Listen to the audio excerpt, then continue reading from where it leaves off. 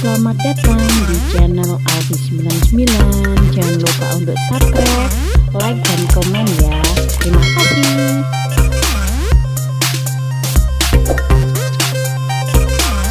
Lihat berita di TV, akhirnya Yesung menyusul ayahnya nih di kantor polisi gitu. Tapi waktu itu mau diwawancarai kan di TKP, disuruh reka ulang kejadian di tempat TKP itu. Tapi Yesung manggil ayahnya tuh sampai teriak-teriak ayah seperti itu. Nggak tahu, dia tahu lah pasti ayahnya itu tidak bersalah, walaupun ayahnya itu punya cacat mental, tapi dia yakin itu bukan kejahatan yang dilakukan oleh ayahnya gitu guys. Akhirnya masuklah di penjara Yesung, kemudian sangat bersedih sekali. Bagaimana dia pasti merindukan ayahnya itu, gimana ayah saya merindukan ayah. Kemudian akhirnya dia itu mencari sebuah cara, bagaimana caranya biar dia ketemu sama ayahnya. Nah di sisi lain ayahnya waktu masuk di sel nomor 7 itu bertemu sama teman-teman yang namanya tak kenal maka tak sayang itu emang bener. Ketemu sama 5 temen di penjara itu yang punya aneh-aneh, penjahat-penjahat yang aneh. Ada yang kayak gara-gara masuk penjara itu gara-gara karena kejahatan judi, ada kayak penipu, ada jadi mafia seperti itu. Waktu lihat aneh, ini orang cacat mental tapi kok sampai bisa masuk penjara, itu kenapa ya? Teman-temannya itu penasaran. Setelah masuk di sel nomor 7 itu, akhirnya mereka itu mengenal Pak Li itu dengan baik. Ternyata ini orang kok baik amat. Kemudian temannya yang satu lagi itu kayak ternyata ini orang mungkin berpikir kayak gak mungkin kalau dia itu jahat seperti itu teman-temannya. Akhirnya mereka itu dalam beberapa bulan kemudian mereka itu berenam sangat dekat sekali dengan Pak Li ini. Nah tibalah waktu Yesung untuk bertemu ayahnya dengan cara yang ilegal gitu guys. Akhirnya apa, di sekolahnya Yesung itu ada kayak tampilan peringatan hari Natal kalau nggak salah guys. Itu dia kan ikut di paduan suara. Nah dalam sel itu ada kayak hari Natal di dalam sel itu. Akhirnya dia menyelundup gitu. Ayahnya pun tahu kalau Yesung ini ada di kumpulan mereka anak yang ikut paduan suara itu. Akhirnya 5 temannya itu membantu Yesung untuk bagaimana caranya Yesung ini bertemu dengan ayahnya gitu. Akhirnya di antara mereka temannya Pak Li itu membawa kardus yang atasnya itu berisi makanan untuk mengantar makanan itu. Yesung masuk dalam kardusnya. Ini adalah waktu ini komedinya lucu banget guys, bener. Waktu ini komedi, bikin lucu, bikin ngakak menurut saya.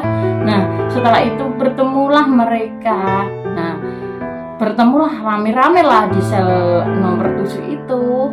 Akhirnya ada salah satu penjaga sel itu yang kayak dengar gitu. Akhirnya tidak ketahuan waktu itu bagaimana cara mereka, siapa itu kan gitu. Akhirnya waktu ditengok di bawah sel, ternyata Yesung kakinya nggak kelihatan karena diangkat di atas.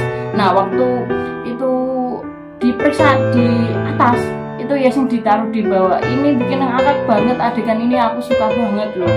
Kalian pasti penasaran kalau orang-orang yang komen itu film ini tuh kalau mau nonton berapa kali pun tetap nangis dan bikin ngakak ini film.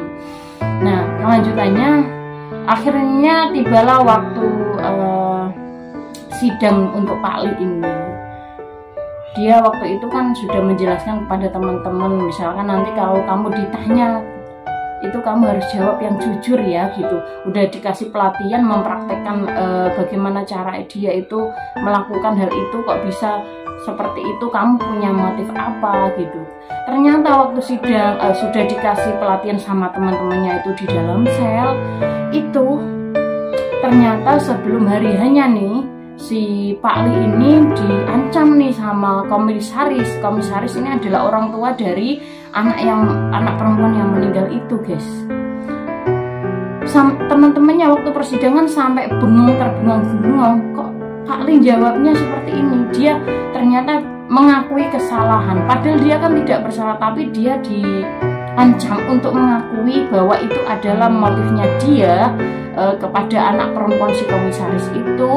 Karena apa? Dengan motif tas Sailormoon tadi. Tas Sailormoon itu ceritanya mau dibeli Pak Li, tapi sudah sakit hati karena sudah dibeli sama anak perempuan itu gitu. Akhirnya diancam, padahal tidak seperti itu ya ceritanya. Nah, dengan itu dia ternyata hukumannya dihukum mati, guys. Yang bikin mewek ini adalah waktu ending filmnya ini. Yesung itu sudah dikasih tahu bahwa memang ayahnya itu akan dihukum mati. Teman-temannya sangat merasa sedih sekali, guys. Semuanya juga sedih, Yesung sedih. Akhirnya membuat kayak pengen lari dari kenyataan mereka bahwa jangan sampai Pak Li kan tidak bersalah, kenapa harus dihukum mati seperti itu. Padahal kelakuan Pak Li ini waktu di sel itu banyak melakukan kebaikan. Salah satunya waktu itu ada kayak kejadian kebakaran.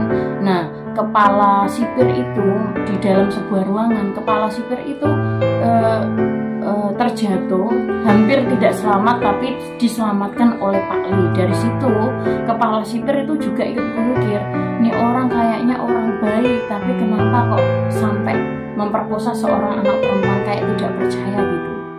Tapi kepala sipir berpikir kayak ya mungkin ini adalah sebuah ancaman untuk Pak Li gitu. Pasti ada ancaman-ancaman di belakang ini.